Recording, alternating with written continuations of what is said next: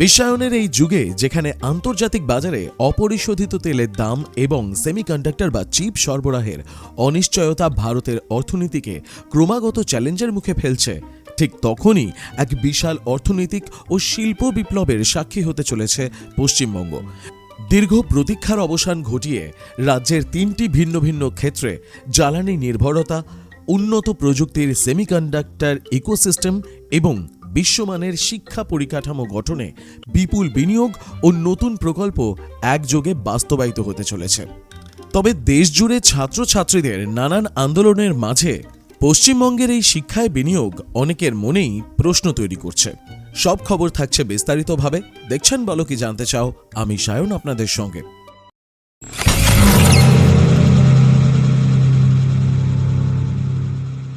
প্রথমে থাকছে ভারতের মোট খনিজ তেলের চাহিদার সিংহভাগই আমদানির ওপর নির্ভরশীল। এই পরিস্থিতিতে পশ্চিমবঙ্গের উত্তর 24 পরগনা জেলার অশোকনগর ভারতের জ্বালানি মানচিত্রে এক সোনালী অধ্যায় যুক্ত করতে চলেছে।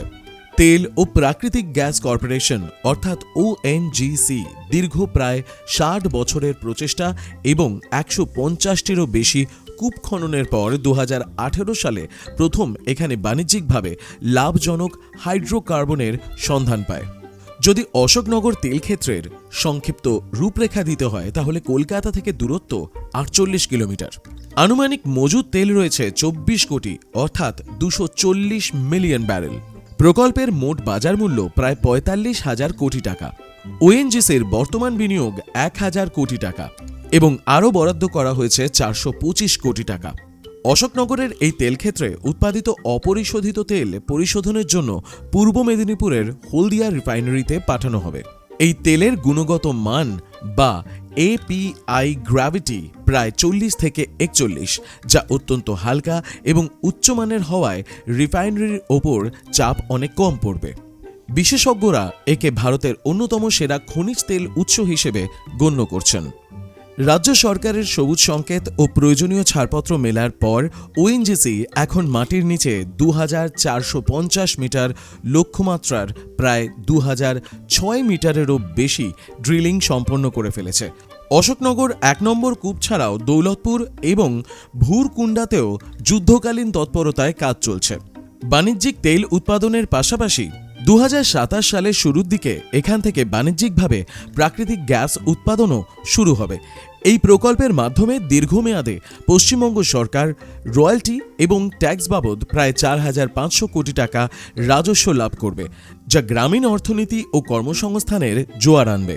এখন দেখার বিষয় যে আগামী দিন ঠিক কী হয়।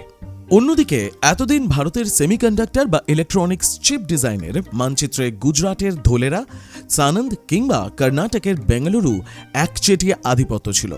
কিন্তু ভারত সরকারের পূর্ব ভারতে একটি শক্তিশালী সেমিকন্ডাক্টর হাব গড়ে তোলার মহৎ পরিকল্পনায় এখন কেন্দ্রবিন্দু হয়ে উঠেছে পশ্চিমবঙ্গের শিল্পনগরী দুর্গাপুর। সেমিকন্ডাক্টর হাব বলতে মূলত এমন একটি সমন্বিত শিল্প এলাকাকে বোঝায় যেখানে chip design, semiconductor manufacturing, testing lab এবং প্রয়োজনীয় লজিস্টিক্স পরিকাঠামো একসাথে কাজ করে।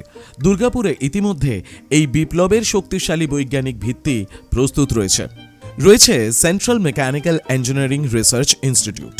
এই জাতীয় স্তরের গবেষণা প্রতিষ্ঠানটি micro nano scale structure, mechatronics, embedded system এবং রোবোটিক্সের ওপর প্রথম সারির কাজ করছে। রয়েছে NIT দুর্গাপুর। রাজ্যের অন্যতম শীর্ষ ইঞ্জিনিয়ারিং প্রতিষ্ঠানটি সেমিকন্ডাক্টর ডিজাইন MEMS অর্থাৎ মাইক্রো ইলেকট্রোমেকানিক্যাল সিস্টেম এবং উন্নত সেন্সর প্রযুক্তির গবেষণায় নেতৃত্ব দিচ্ছে। এর পাশাপাশি দুর্গাপুরে পশ্চিমবঙ্গ শিল্পোন্নয়ন নিগম অর্থাৎ WBIDC দ্বারা পরিচালিত 5টি বিশাল শিল্প তালুক রয়েছে। এই পরিকাঠামো গবেষক এবং বেসরকারি উৎপাদনকারী সংস্থাগুলোর মধ্যে একটি সেতু তৈরি করবে। ফলে আগামী দিনে বিশ্বমানের ডিপটেক বিনিয়োগ আকর্ষণে দুর্গাপুর ভারতের পূর্বাঞ্চলের প্রধান প্রবেশদ্বার হতে চলেছে। পাশাপাশি গবেষণা ও প্রযুক্তির এই জোড়া ফলার সাথে রাজ্যের উচ্চশিক্ষার গৌরব পুনরুদ্ধার করতে চলেছে দেশের অন্যতম অগ্রণী শিক্ষা প্রতিষ্ঠান যাদবপুর বিশ্ববিদ্যালয়। ন্যাশনাল ইনস্টিটিউশনাল র্যাঙ্কিং ফ্রেমওয়ার্ক এবং ইঞ্জিনিয়ারিং ক্যাটাগরিতে বিগত কয়েক বছরে পরিকাঠামোর অভাবে যাদবপুর বিশ্ববিদ্যালয় কিছুটা পিছিয়ে পড়েছিল। যদিও তথ্য বলছে 2015 সালে যাদের র্যাঙ্কিং 18তম স্থানের কাছে ছিল, 2023 সালে তা 10মে এসে পৌঁছেছিল। এর অন্যতম প্রধান কারণ ছিল উন্নত সফটওয়্যার ও আধুনিক কম্পিউটারিং ল্যাবের অভাব। হয়তো তা ধীরে ধীরে মেটানোর চেষ্টা করা হচ্ছিল। এই সংকট দূর করতে যুগান্তকারী পদক্ষেপ হিসেবে যাদবপুর বিশ্ববিদ্যালয়কে ইনস্টিটিউট অফ এমিনেন্স প্রকল্পের অধীনে মোট 1250 কোটি টাকার বিশেষ অনুদান মঞ্জুর করা হয়েছে। বিশ্ববিদ্যালয়ের উপাচার্য চিরঞ্জীব ভট্টাচার্য জানিয়েছেন যে এই তহবিলের 70% সরাসরি খরচ করা হবে উন্নত গবেষণা পরিকাঠামো ও ল্যাবরেটরি আধুনিকীকরণে এবং বাকি 30% ব্যয় হবে সিভিল পরিকাঠামো উন্নয়নে। এই বিপুল অর্থায়নের ফলে যাদবপুর বিশ্ববিদ্যালয় দেশের শীর্ষস্থানীয় আইআইটি এবং এনআইটির সমকক্ষ হয়ে উঠবে। এর ফলে পশ্চিমবঙ্গ জয়েন্ট এন্ট্রান্সের শীর্ষ স্থানাধিকার মেধাবী ছাত্রছাত্রীরা ভিন রাজ্যে না গিয়ে ঘরের মাঠেই বিশ্বমানের গবেষণার সুযোগ পাবে, যা জুনিয়র আইআইটি স্তরের মধ্যে ধরে রাখতে সাহায্য করবে।